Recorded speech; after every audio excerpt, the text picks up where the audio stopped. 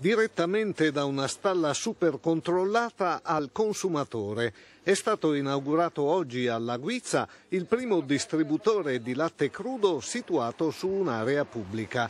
Un alimento sano che va mantenuto ad una temperatura inferiore ai 4 gradi e consumato solo dopo la bollitura. Detto questo, va precisato che non ci sono controindicazioni né per i bambini né per gli anziani.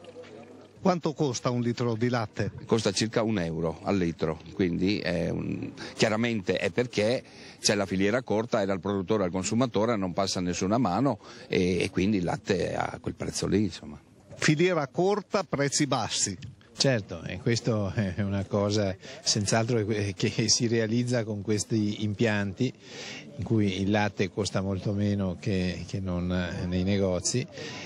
E questo consente al consumatore di risparmiare e al produttore di guadagnare qualcosina in più. Insomma, visti i tempi non è male. Abbiamo l'onere, di controllare sia l'allevamento, sia gli animali, sia l'attività di mungitura, l'attività di deposito, trasporto e anche di vendita.